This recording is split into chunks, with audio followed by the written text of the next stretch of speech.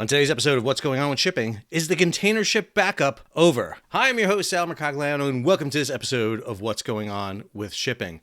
So, coming up on Thanksgiving 2022, and obviously with Thanksgiving in the United States going on, we're all concerned with a lot of issues.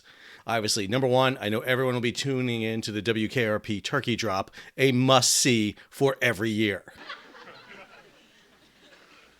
As God is my witness, I thought turkeys could fly.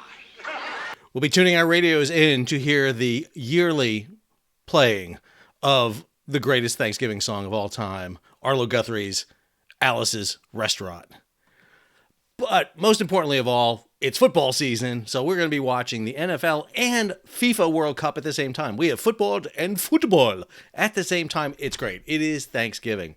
But perhaps the greatest Thanksgiving of all time is being brought to us today from the ports of LA and Long Beach. That's right. The ports of LA and Long Beach have an announcement this Thanksgiving. This story from Mike Schuller over at G Captain, Los Angeles and Long Beach containership backup has officially ended.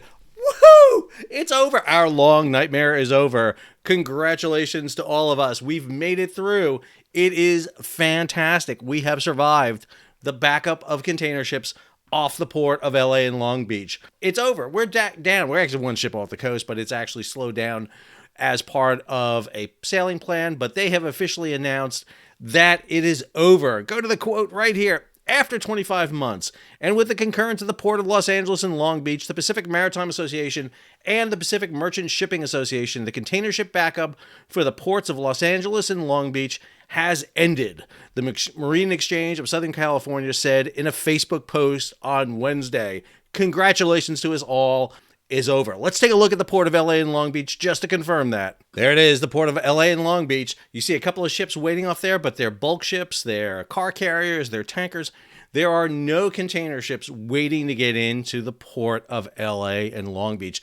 That must mean, therefore, that the supply chain crisis is at an end. Oh, wait a minute. What's that over there? Over there on the East Coast there. Yeah, over here. What's that down there? Yeah, down there. Right there. Right over here. Right. What's that? Those ships. Why are there ships off the port of Savannah? I don't understand. Does this mean that the supply chain container ship backup is not?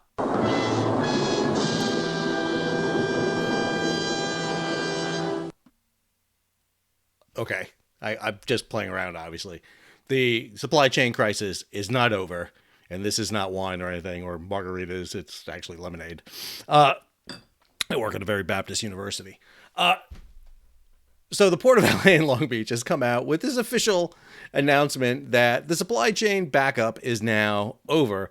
But again, that just applies to the Port of LA and Long Beach. As we've mentioned in previous videos before, what we've seen happening here is, yes, LA and Long Beach has many problems, as we well know, not the least of which has been issues with AB5, the independent truck drivers, emission standards for drayage, the difficulty in clearing the containers off the terminals there, rail backups, you name it. They've had all the problems in the world in LA and Long Beach. And from the very beginning of this whole crisis, go back a year and a half ago, I said it was a bad idea to be using the port of LA and Long Beach to be driving our national supply chain portside policy. It just is.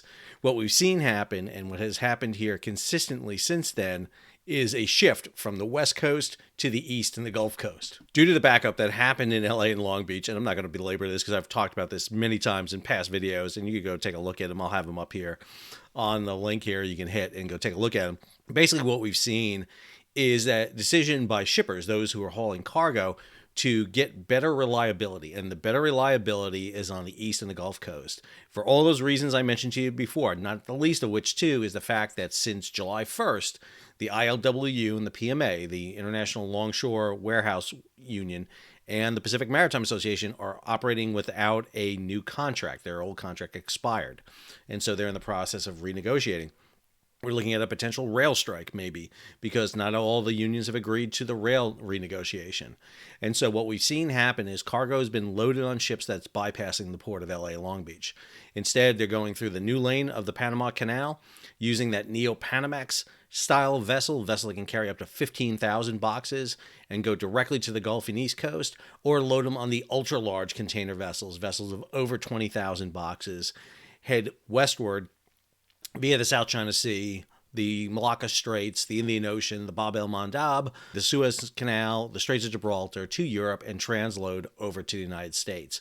So while LA and Long Beach don't have it, and you'll see news stories like crazy talking about the supply chain crisis is over, go look at the port of Charleston. Go look at the port of Houston. Go look at the port of New York, New Jersey.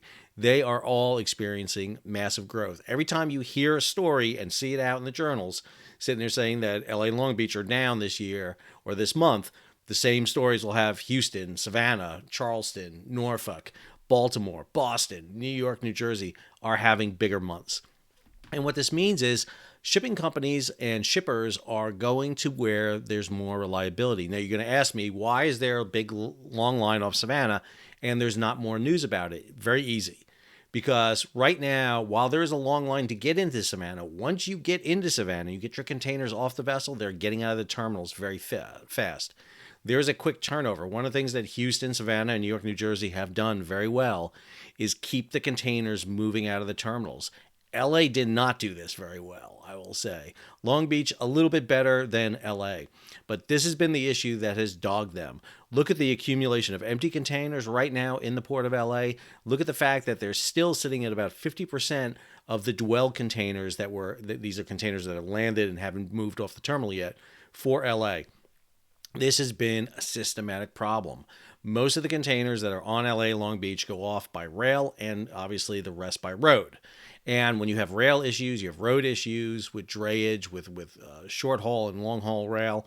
That creates the problems. So while LA and Long Beach, the Marine Exchange and the port can pop champagne or lemonade for you, you are very leery to sit there and say that the supply chain situation in the ports has been handled. Once again, I go back to this issue that we need a national port strategy.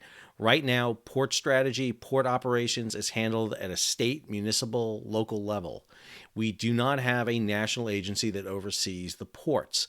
The Maritime Administration delegates, or I should say, delineates funds for port infrastructure improvements through the grant program.